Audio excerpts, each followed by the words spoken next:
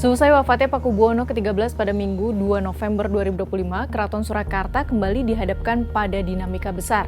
Di balik dinding-dinding keraton, berbagai pihak kini disebut tengah berunding, mencari sosok yang dinilai paling layak untuk meneruskan tahta Keraton Kesultanan Surakarta.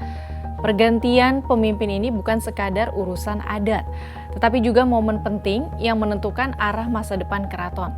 Seperti yang banyak diprediksi publik, gejolak perebutan tahta pun muncul.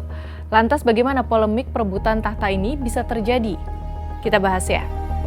Pada Rabu 12 November 2025 pagi beredar foto undangan bertanda tangan Gusti Kanjeng Ratu atau GKR Timur Rumbai Kusma Dewayani alias GKR Timur yang merupakan putri tertua Pakubuwono ke-13. Surat berkop Keraton Surakarta itu menyebut akan ada kegiatan Jumeneng Dalem atau penobatan Raja Pakubuwono ke-14 pada Sabtu 15 November. Adapun GKR Timur bertindak sebagai ketua pelaksana kegiatan tersebut. Seperti diketahui, GKR Timur menyebut setelah Pakubuwono ke-13 meninggal, tahta Keraton Surakarta akan diteruskan Kanjeng Gusti Pangeran Haryo atau KGPH Purbaya. Menurut GKR Timur, keputusan itu telah dibicarakan dan disepakati keluarga inti, yaitu putra-putri Pakubuwono ke-13. Adapun KGPH Purbaya adalah satu dari dua anak lelaki Pakubuwono ke-13. Dia telah diangkat menjadi putra mahkota dengan gelar Kanjeng Gusti Pangeran Harya Adipati Anom atau KGPAA Hamangkubuwono Sudibyo Rajaputra Nalendra Mataram. Sementara itu pihak lainnya KGPH Hangabehi yang merupakan putra tertua dari Pakubuwono ke-13. Ia antara lain didukung oleh GRAY Kusmurtiah Wandansari atau akrab dipanggil Gusti Mung.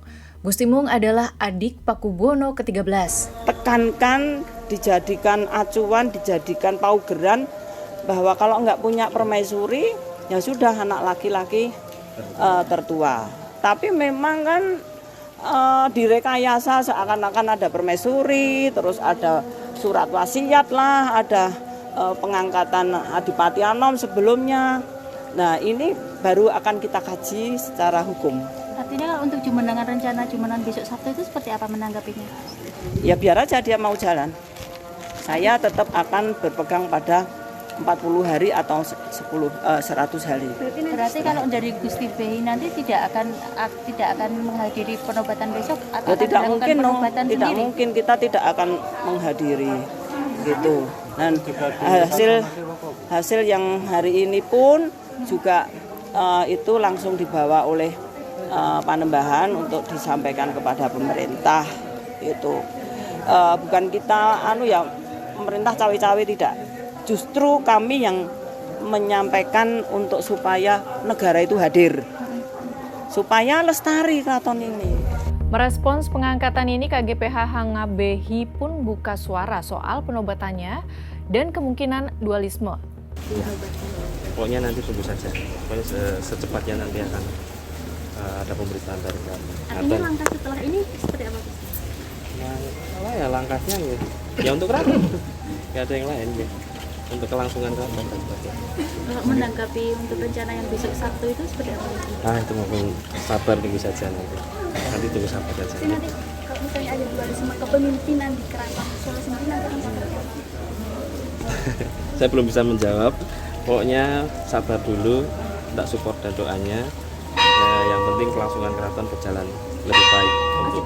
Sementara itu terkait penobatan KGPH Hangabehi ini di kubu KGPH Purbaya yaitu GKR Timur menyebut jika KGPH Hangabehi telah berkhianat.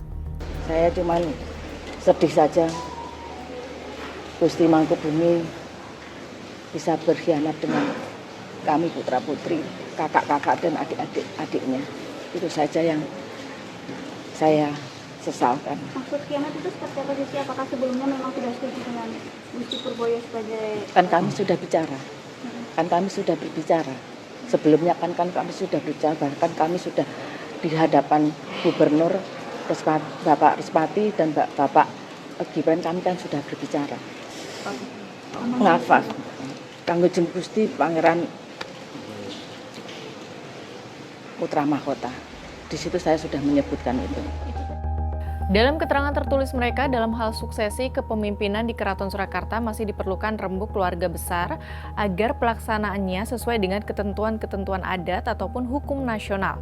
Lalu ribut-ribut berebut tahta Keraton Surakarta, sebenarnya bagaimana harapan publik? Sejumlah pihak berharap proses pergantian tahta di Keraton Surakarta, Jawa Tengah bisa berjalan dengan mulus dan tanpa konflik. Raja yang baru diharapkan bisa mengayomi semua pihak dan mampu membawa keraton menjadi lebih baik. Raja Keraton Yogyakarta Sultan Hamengkubuwono ke-10 menyampaikan harapannya agar prosesi regenerasi di Keraton Surakarta berjalan dengan baik, meneruskan dengan langgeng, menjadi bagian dari Republik aman dan nyaman. Hal itu disampaikan seusai melayat ke Keraton Surakarta pada Selasa 4 November 2025 siang. Kisruh perebutan tahta yang mencuat setelah wafatnya Pakubuwono ke-13 ini menjadi pengingat bahwa kerajaan tak hanya berdiri di atas garis keturunan, tapi juga pada kepercayaan dan penghormatan rakyatnya. Suara warga Surakarta sesungguhnya sederhana, mereka ingin ketenangan, kejelasan, dan kelestarian tradisi yang telah mengakar ratusan tahun lamanya. Semoga semua pihak dapat menahan diri dan mengedepankan kebijaksanaan agar polemik ini tidak memecah apa yang selama ini dirawat bersama. Karena pada akhirnya warisan terbesar bukanlah gelar, melainkan harmoni yang bisa dijaga bersama. Semoga Surakarta tetap adem, tentrem, dan ayem.